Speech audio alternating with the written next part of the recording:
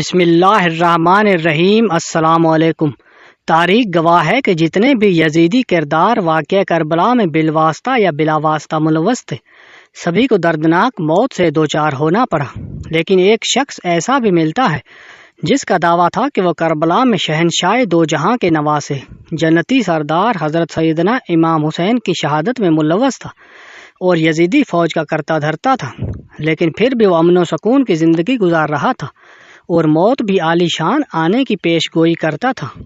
ناظرین گرامی، 6000 سپاہی جو کربلا میں یزیدی فوج میں شامل تھے، ان کو قتل کرنے والا مختار صفکی تھا، جس نے قسم کھا رکھی تھی کہ جب تک واقعہ کربلا برپا کرنے والا ایک بھی سپاہی زندہ ہے تو مختار اپنے خیمے میں آرام دہ نیند نہیں سوئے گا۔ اس کے علاوہ جو باقی بچ گئے ان میں سے بہت سے اندھے ہو گئے، کچھ لوگوں کے چہرے بہت ہی بدصورت ہو گئے کہ ان کی پہچان تک نہ ہوتی تھی، کچھ لوگ شدید پیاس اور بھوک سے مر گئے۔ اس طرح ہر کوئی طرح طرح کے مصائب سے تباہ و برباد ہو کر مر گیا۔ حضرت علامہ جوزی نے سعدی سے نقل کیا ہے کہ میدان کربلا میں ایک آدمی نے مجھے دعوت دی، وہاں بہت سے لوگ شامل تھے، وہ آپس میں ایک دوسرے میں باتوں میں مصروف تھے، وہ یہ باتیں کر رہے تھے جو بھی یزیدی سیدنا حسین کے لشکر کو شہید کرنے میں ملوث تھا، ان کو اللہ تعالیٰ نے ذلت اور رسوائی کے سوا کچھ نہ دیا۔ ان میں سے ایک شخص میزبان تھا، اس نے فوراً جواب دیتے ہوئے کہا کہ میں بھی یزیدی فوج میں شامل تھا، میں نے تو آپ سب کے سامنے زندہ اور بالکل تندرست بیٹھا ہوا ہوں، مجھے تو کچھ بھی نہیں ہوا۔ جب رات کا سما ہوا تھا تو یہ آدمی اپنے چراغ کی بتی کو درست کرنے کے لیے اٹھا کہ چراغ کی آگ ایسے پھیلی کہ اس کے جسم کو آگ نے راکھ بنا کر رکھ دیا۔ صدی نے بیان کیا ہے کہ ہم نے دوسرے دن اس بندے کی آنکھوں سے یہ حالت دیکھی، آگ نے اس یزیدی بندے کو جلا کر رکھ دیا تھا۔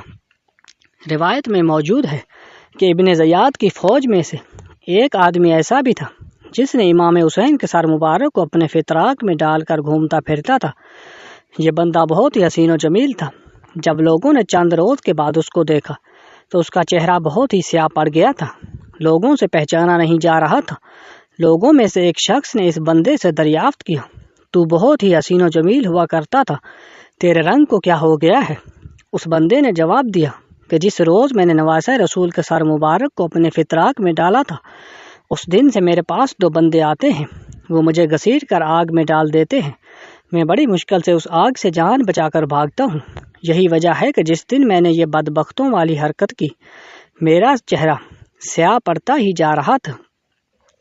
ایک مقام پر بہت سے لوگ بیٹھے آپس میں گفتگو کر رہے تھے کہ جس نے بھی حضرت امام حسین کو میدان کربلا میں تھوڑا سا بھی تکلیف دی تھی تو اللہ تعالیٰ نے اس بندے کے ساتھ بہت ہی برا سلوک کیا، اس کو ذلیل و رسوا کر کے کچھ نہیں ملا۔ ایک بوڑھا اٹھا اور کہنے لگا، یہ سب سنی سنائی باتیں ہیں، میں بھی تو شمر کی فوج میں تھا لیکن بالکل تندرست ہوں۔ اتنے میں ایک سانپ نمودار ہوا اور تمام لوگوں کو چھوڑ کر صرف اس بوڑھے کے منہ میں داخل ہوا اور اس کے پاخانے والی جگہ سے باہر نکل گیا۔ بوڑھے نے تڑپتے تڑپتے جان دے دی۔ شہادت نواسہ سید الابرار واقعی سے منقول ہے کہ حسین رضی اللہ تعالیٰ عنہ کے قاتلوں میں سے ایک شخص اندھا ہو گیا تھا۔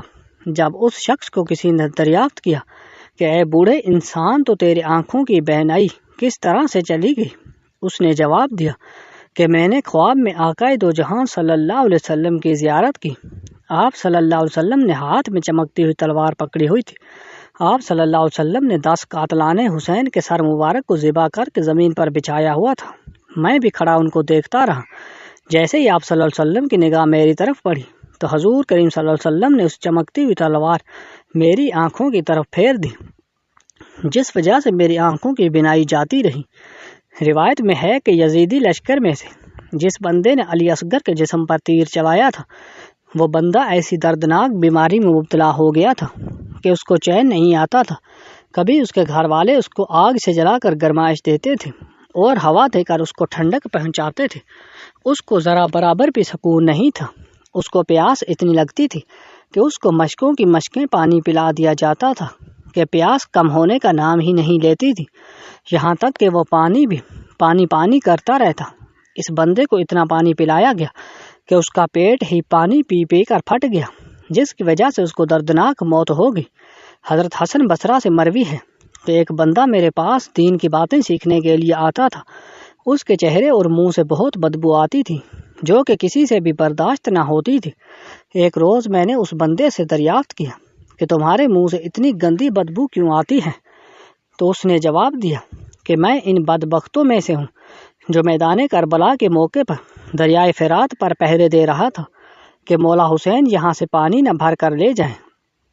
اس بندے نے کہا کہ ایک رات میں سویا ہوا تھا کہ میں نے خواب میں دیکھا کہ میں بہت ہی پیاسا ہوں، مجھے بہت پیاس ہی لگی ہوئی تھی، میں پانی کی تلاش میں ادھر ادھر ذلیل ہو رہا تھا، لیکن مجھے کہیں بھی پانی نہیں ملا۔ اچانک میری نظر حوض کوثر پر پڑی جس کے کنارے حضور کریم صلی اللہ علیہ وسلم، حضرت علی، فاطمہ، حسن حسین بیٹھے ہوئے ہیں۔ ان میں سے کچھ صحابہ اکرام پیاسوں کو حوض کوثر کا پانی پلا رہے ہیں۔ میں ان کے پاس چلا گیا، میں نے نبی کریم صلی اللہ علیہ وسلم سے درخواست کی کہ مجھے بھی حوض کوثر کا پانی پلایا جائے۔ ان لوگوں نے حضور کریم صلی اللہ علیہ وسلم سے عرض کیا، یا رسول اللہ، یہ ان لوگوں میں سے ہے جس نے سیدنا حسین کے ننھے اور پیاسے بچوں تک پانی نہیں جانے دیا تھا۔ یہ بات سننے کے بعد آقائے دو جہاں نے حکم دیا اس بندے کو قطران پانی پلا دیا جائے۔ میں نے جب خواب میں قطران پانی پیا تھا کہ میری آنکھ اچانک کھل گئی تو میرے منہ سے اسی دن سے بدبو آ رہی تھی۔ اس دن سے میں جو کچھ بھی کھاتا ہوں وہ قطران بن جاتا ہے۔ قطران کی وجہ سے مجھے بہت ہی بدبو آتی ہے۔ یہی وجہ ہے کہ لوگ میرے پاس بیٹھنے سے بھی پرہیز کرتے تھے۔ حضرت حسن بصرہ نے فرمایا کہ دن سے میں نے اس بندے کو کہا کہ آج کے بعد تم میرے پاس مت آنا۔